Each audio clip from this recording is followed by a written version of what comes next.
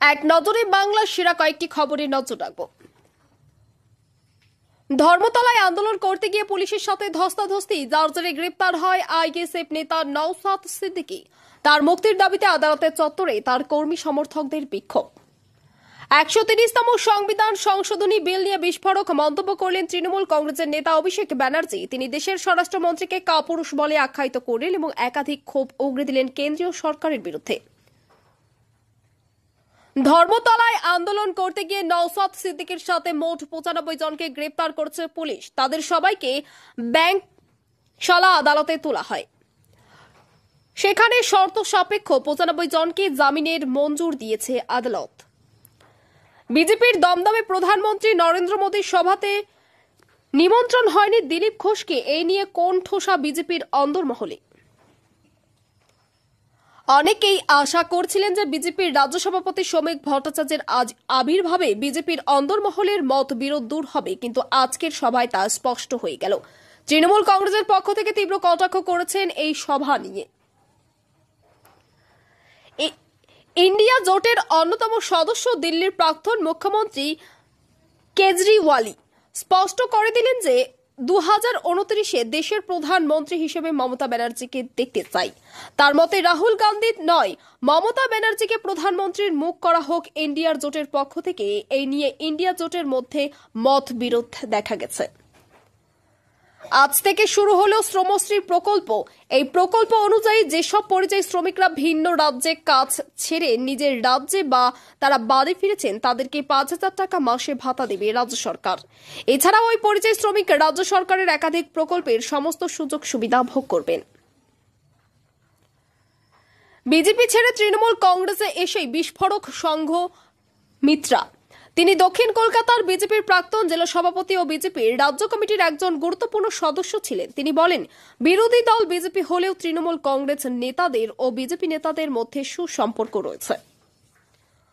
এবার অভিষেক ব্যানার্জির বিরুদ্ধে বিস্ফোরক মন্তব্য করলেন বিরোধী দলনেতা শুভেন্দু অধিকারী। তিনি বললেন, কিভাবে অভিষেক ব্যানার্জি ৭ লক্ষ ভোটে জয়লাভ করেছেন। ৯০০টি ভোটে ইভিএম মেশিন ট্যাপ করা হয়েছিল, তাই তিনি এত ব্যবধানে জয়লাভ করেছেন। পশ্চিমবঙ্গের বড় ডাকাত অভিষেক ব্যানার্জি, এই বলে কটাক্ষ করেছেন বিরোধী দলনেতা শুভেন্দু অধিকারী। তিনি আরো বলেন, নতুন বিল আইনে পরিণত হওয়ার পর একবার জেলে ঢুকলেই ২ বছর বেরোনোর কোনো সিন নাই। দিল্লির মুখ্যমন্ত্রীকে থাপ্পড় মারার অপরাধে গ্রেপ্তার যুবক।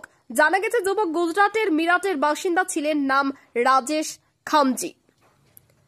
১৩০তম সংবিধান সংশোধনীও করেছে কেন্দ্রীয় সরকারের। তীব্র ক্ষোভ প্রকাশ করলেন রাজ্যের মন্ত্রী তথা গোয়ালপুকুর বিধানসভার বিধায়ক গোলাম রাব্বানি। কি বলেছেন তিনি, চলুন আমরা শুনে নিব।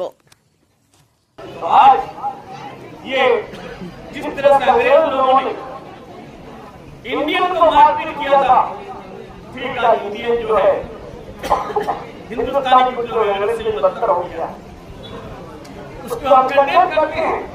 और उसी के लिए जो कल बिल लेके आया है, हम मिनिस्टर्स को, हम अपोजिशन लोगों को पावर को खत्म करने के लिए जो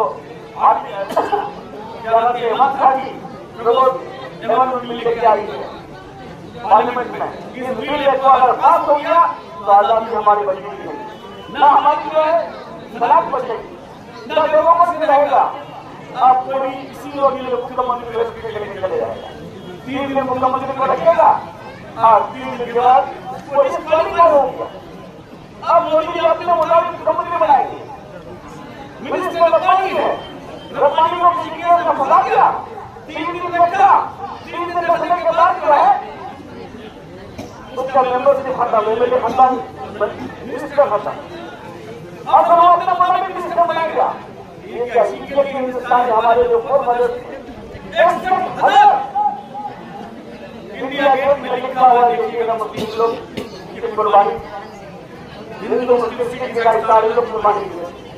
आज वो लोग जो है रो रहे हैं कि क्या इसी हिंदुस्तान के लोग आपको बोलिए, ये इसका रोज आता है, उसके जवाब भी आता है, इसका भी जवाब का टाइम आ गया है।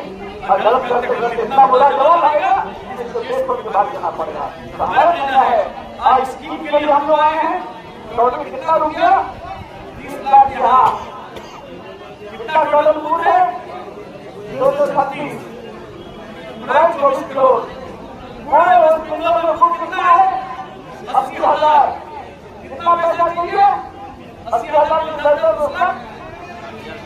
8,000 करोड़ 8,000 करोड़ अगर हम लोगों को वो स्टेट तहसील से दे रही है, जहां हमारा 1,91,000 करोड़ रुपया अच्छा कर रखा है। कौन?